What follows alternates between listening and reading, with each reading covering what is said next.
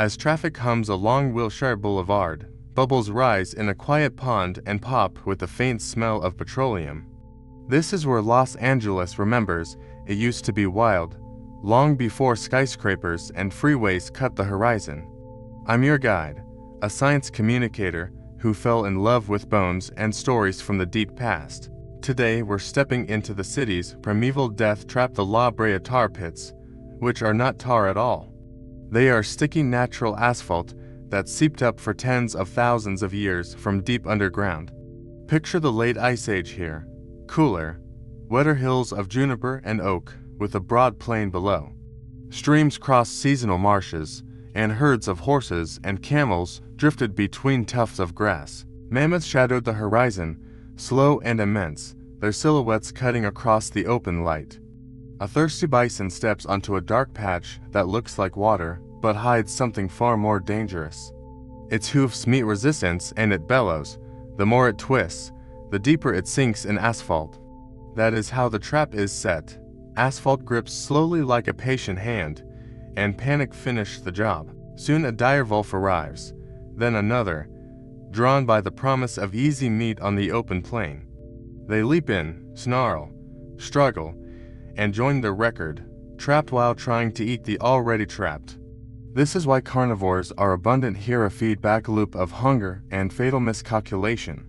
Stacks of bones are left behind, blackened by oil and time, sealed in the asphalt's embrace. Scientists call this place Rancho La Brea, a time lapse of life from the last 50,000 years. Instead of a single fossilized skeleton, we have snapshots, seasons, droughts, storms, fires, recoveries. Layers of sticky sediment hold them like pages in an ancient city archive waiting to be read. Stand at Pit 91 and listen to the clink of trowels on bone under the summer sun. Excavators lift jawbones and seeds, rodent jaws and eagle talons, pollen grains and beetle shells. Every piece refines the picture of a living, shifting Los Angeles from the Ice Age to now. We also work with 23 wooden crates from a nearby construction project, Project 23. Crews found new deposits while digging a parking garage, unearthing treasures sealed for millennia. In one crate, a Colombian mammoth emerged with sweeping tusks, nicknamed Zed by the team. In another, a scatter of direwolf skulls grinned their petrified, toothy smile at the excavators. Behind glass at the museum, rows of those skulls stand as data points in a vanished ecosystem. They reveal bite strength, healed injuries, age at death, and the balance of males to females. These clues help reconstruct pack life in a city that once thrummed with predators. Asphalt is a harsh archivist, preserving shape while cooking away much DNA and collagen. Still, teeth hold chemical whispers of diet and rainfall, revealing climate patterns over centuries. Tiny inclusions, leaf fragments, charcoal, pollen rebuild a moving climate reel from the sediments. The biggest surprise for many visitors is scale, how huge these Ice Age animals really were. Smilodon fatalis, the famous saber-tooth, was no tiger but a robust ambush cat with massive forelimbs. Its canines were shaped to stab into soft places, not slice, a weapon for precision and power. Canis dirus, the direwolf, was a heavy, bone-crunching cousin of today's gray wolves. The mammoths here were mostly the tall, warm-adapted Colombian kind, towering nearly a basketball hoop high. When I train new volunteers, I tell them we're not just digging bones, we're decoding behavior. Why so many predators? The trap amplified their risk-taking until it turned deadly. Why so many birds? Wetlands lure them, and a thin sheen of water over asphalt is perfect illusion. Even the smallest lives matter here. Pocket gophers, lizards, snails, seeds mapping each neighborhood. They show Ice Age Los Angeles was greener than many imagine, with coyotes and condors in the basin. In a city known for reinvention, the pits teach patience. The present is only one fragile layer. Stand close and see methane bubbling up, a reminder petroleum still breathes beneath the streets. Microbes work even now, breaking down deep, organic matter in a hidden, slow-motion cycle. Long before the museum, The indigenous Tongva gathered asphalt here to waterproof baskets and boats. Spanish settlers later called it Brea, meaning pitch, giving us the tautological name La Brea Tar Pits. In our prep lab, glass walls let visitors watch technicians tease vertebrae from asphalt with bamboo picks. The work is slow and exacting, but rewards patience with inspiring moments of discovery. Freeing a saber-toothed canine from the dark matrix or revealing a mammoth kneecap is unforgettable. Every specimen carries questions. Is this fracture from a kill bite or from a fall? Did this tooth grow during a drought, marking a season of hardship in the enamel? Are these seeds from a cooler woodland or a warmer, scrub-filled hillside? Answers come from geochemists, palynologists, and taphonomists, each adding to the evolving logbook. Animals weren't foolish for stepping in, they read a landscape that worked until it suddenly failed. We have done the same, misjudging risks in environments that seemed safe until they weren't. Stand by the bubbling pond and watch your reflection warp on the oily surface. You'll feel the pool of time tugging at your ankles, a humbling reminder of deep history. It's why this urban dig site matters. Its lessons are buried in patience, risk, and change. We start with the bones. Everyone asks about saber-tooths and dire wolves because they animate the trap vividly. Imagine dusk along a marsh edge. A horse stumbles first. The air blooms with sharp, urgent alarm calls. Smilodon keeps to cover, shoulders low, forelimbs thick as fence posts, neck muscles brace like heavy cables. Those long canines drive into soft throat or belly. It doesn't chase prey so much as pounce and hold. That style works perfectly until the ground itself turns straighter, gripping and refusing to let the hunter go. The cat leaps, lashes, sinks half a leg into asphalt, and suddenly its predatory advantage disappears completely. Dire wolves appear as if poured from the hills, social, opportunistic, strong enough to break bone cleanly. They circle and test, committing one by one. A slip here, a yelp there, until asphalt owns them too.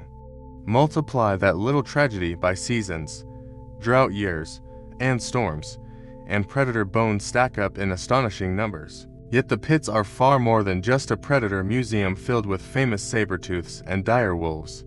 There are camels, pronghorn, bison, and ancient horses. Ground sloths whose finger bones end in chisel-like claws. There are eagles, vultures, owls, and tiny perching birds preserved with toes curled in their final grasp. Even turtles and fish appear, showing that some seeps opened underwater and trapped what swam unsuspectingly above. In the lab I set a saber-toothed canine beside a hummingbird, humorous for visiting students to compare. One is the size of a dagger. The other is lighter than a fragile strip of paper. Both change the story in their own way. The big bones bring drama. The small bones bring accuracy. Rat jaws echo ancient rainfall patterns. Beetles narrate temperature shifts over centuries in microscopic detail. Seeds and pollen map plant communities, letting us rewind the basin scene by scene through deep time. We watch juniper retreat upslope and oaks move downslope as climate warmed after the last glacial maximum. Between 13 and 11,000 years ago, many large mammals vanished: mammoths, American lions, short-faced bears, saber-tooths. Their disappearance is no single answer mystery. Rapid climate change reshaped water and forage on a continental scale. At the same time, humans expanded here with fire, tools, and the cleverness of a collaborating primate species. Some animals adapted to the shifting world. Others blinked out entirely, leaving only bones and sticky layers. The pits record resilience and loss together, often within the very same layer of ancient asphalt sediment.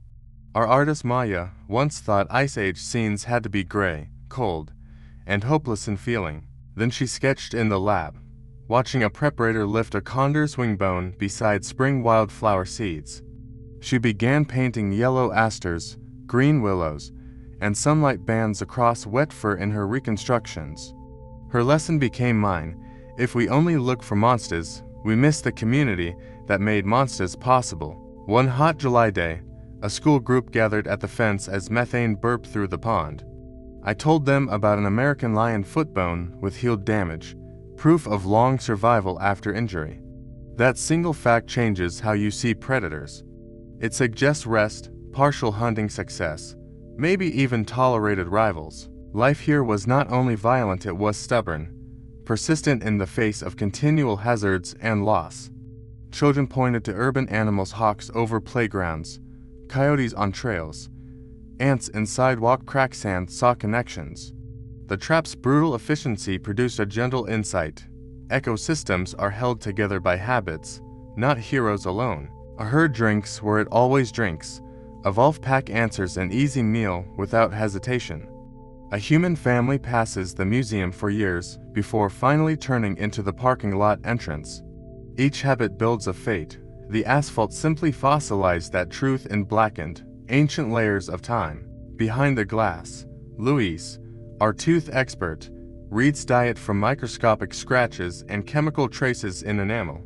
A mammoth molar shows long grooves from grinding grasses. A horse tooth reveals a varied menu in drought.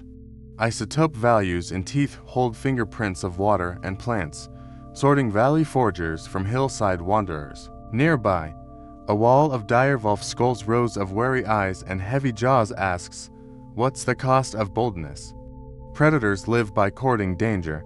The trap magnified that risk in ways evolution never fully prepared them for. That bias isn't a flaw, it's valuable information about how behavior interacts with the unforgiving physics of asphalt. Even plants whisper caution here. Cones and twigs sealed in asphalt look fresh, yet their chemistry has changed. Looking whole is not the same as being unchanged. Deep time alters even the best preserved specimens. I learned the same lesson with Smilodon. I once pictured it as a sprinting cheetah with swords. Later the bones revealed a wrestler's build, hips and forelimbs shaped for grappling rather than running at speed. Losing that glamorous image revealed a sharper truth. Smilodon was a close-quarters specialist, not a high-speed chaser. Correcting ourselves keeps the past alive. Every refined fact pulls us closer to the real animal. People often ask how we know the timing of all this in such remarkable detail. Asphalt complicates radiocarbon dating because it can add old carbon, skewing results if we are not careful. We use careful cleaning, multiple controls, and cross-checking with insects and plants to confirm each estimated date. Think of it as sensing sound to picture each fossil adds a cue to the timeline. A mastodon twig marks one interval, a shade-loving beetle agrees. A wolf tooth adds its seasonal voice. Together they define a moment in a long, slow film of environmental change and adaptation. Chemistry adds more cues. Tiny crystals in teeth record oxygen and carbon from ancient water and food. This allows us to plot droughts and wet pulses like musical notes on a shifting climate score. Charcoal fragments capture fire signatures from lightning strikes or intentional burns by early people shaping the landscape. The pits are known for huge skulls, but the most powerful fossils are often tiny. They don't shout, they whisper, teaching patience to anyone willing to look closely at the evidence. That quiet listening grew louder in 2006 with a surprising discovery during a nearby building project. We found rich fossil deposits and moved them intact into giant wooden crates for careful excavation. Project 23 became a second dig site, each box numbered, with tools clinking like a slow orchestra. From one box came Zed, a Colombian mammoth with sweeping tusks and arthritis in his spine. Another revealed direwolf skulls with healed injuries and worn teeth, proof of hard seasons endured. Visitors returned week after week to watch each slow reveal like following a favorite television series. Not everything survives. DNA is often scrambled, proteins degraded, wood softened, leaving only form and texture. So, we lean on physical evidence, context, and the humility to admit what we don't yet know. That humility spreads. Kids try to pull toy bones from syrup, learning how traps truly work.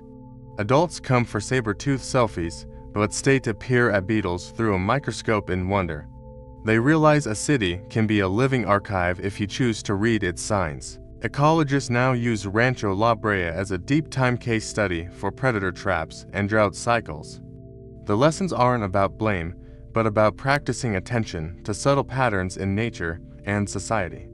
Thin films still trick us, social media certainty, policy shortcuts, or easy answers in complex science. The trap isn't evil, it's indifferent, turning repeated habits into history for future eyes to study.